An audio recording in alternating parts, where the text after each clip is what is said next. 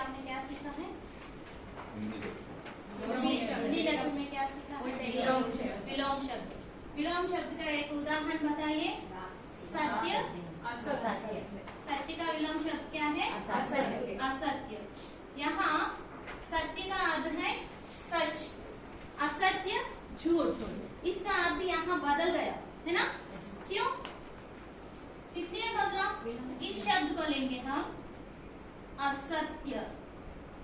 देखिए सत्य वैसा ही है, मगर यहाँ कौन सी शब्द आकर इससे मिली है? आ। इस शब्द को क्या कहते हैं, किसी को मालूम है? इस शब्द का अर्थ आ आकर बदल दिया, इसको क्या कहते हैं? उपसर्ग। आज हमारा व्याकरणांश है उपसर्ग।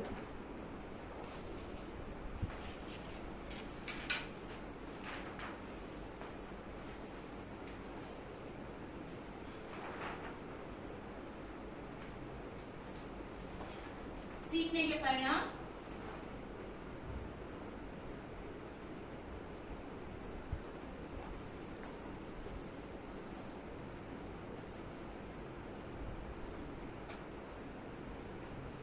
पहला है अर्थ,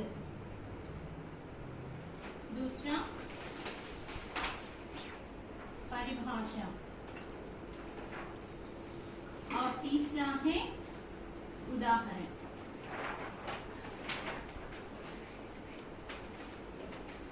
देखिए एक बार, ये उपसर्ग है, इसका अर्थ मालूम है किसी को? उपसर्ग। उपसर्ग को एक बार ध्यान से देखिए। उप और सर्ग, ये दोनों शब्द मिलकर उपसर्ग है ना? इसमें उप का अर्थ है समीप, माने उसके पास जाना। सर्ग का अर्थ है सृष्टि। इसका पूरा अर्थ ये है कि कोई भी किसी भी शब्द के ये उपसर्ग जाकर उसकी अर्थ का नई सृष्टि करती है ना? इसका अर्थ है कि उपसर्ग का अर्थ क्या है? कोई भी शब्द के पास जाकर उस शब्द का नया सृष्टि करती है या उस शब्द को बदल देती है, उसे उपसर्ग कहते हैं। अच्छा, तो इसकी परिभाषा देखिए। मैंने अभी अभी क्या बताया? एक शब्द के पास जाकर, समीप में एक शब्द जाकर दूसरी शब्द जाकर उसकी अर्थ को बदल देती है या नया शब्द को सृष्टि करती है। कुछ उदाहरण बताती हूँ। देखिए एक बार यहाँ देखिए, उपसर्ग दो शब्दों से मिलकर बना है। मैंने यहाँ बताया ना, उप और सर्ग दो शब्द से बना है। वो क्या है? उप और सर्ग। ये दोनों शब्दों से ये उपसर्ग बना है ना? इसमें दो शब्द है, पहला है उप और सर्ग। ये दोनों के मिलन से उपसर्ग होता है। उप का अर्थ है समीप, यानी पास जाना। सर्ग का अर्थ है सृष्टि, नया शब्द का सृष्टि करना। इसका परिभाषा और एक तरह बताएंगे तो किसी भी शब्द के पास जाकर उस शब्द की अर्थ बदल देता है, उसे उपसर्ग कहते हैं। कुछ उदाहरण लिखती हूँ। देखिए, ये सत्य, धर्म, शुल्क और संदेह, ये शब्द है। इसके पास अब हम उपसर्ग को जोड़ेंगे। क्या आएगा यहाँ? आ। इसे क्या करते हैं? उपसर्ग। आ आकर इससे मिलने से यहाँ नया शब्द आता है, वो क्या है? असत्य। सत्य कैसे बदल गया? असत्य हो गए, माने नई शब्द का सृष्टि हुई यहाँ। और यहाँ धर्म है, धर्म के आगे हम आ उपसर्ग को जोड़ेंगे तो क्या होगा? अधर्म। धर्म कैसे बदल गया? अधर्म हो गया।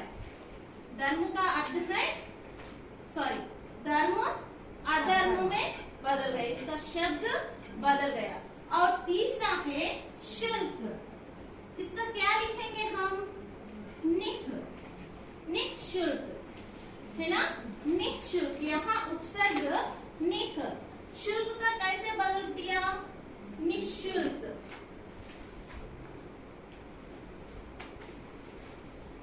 और संदेश, संदेश के आगे हम उपसर्ग नि को रखेंगे तो निसंदेह।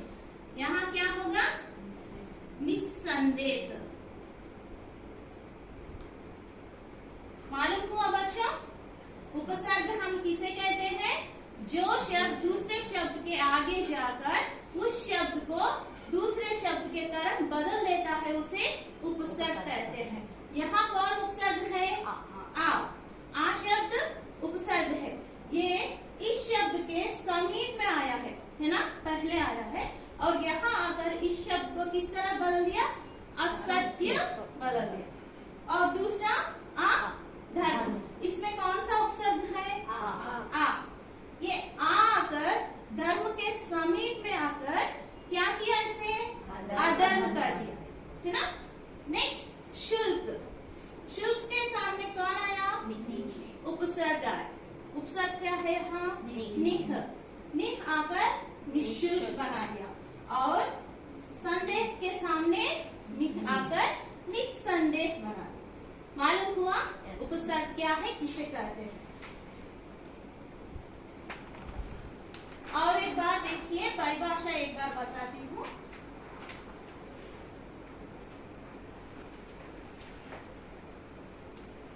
मैंने अभी अभी आपको बताया है ना, किसी शब्द के समीप आकर नया शब्द बनाना उपसर्ग कहलाता है।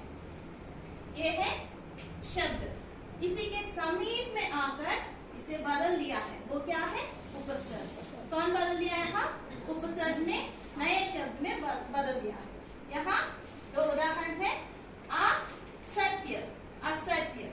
निर्जन, निर्जन। ओके, मालूम हुआ? आज का गृह कार्य है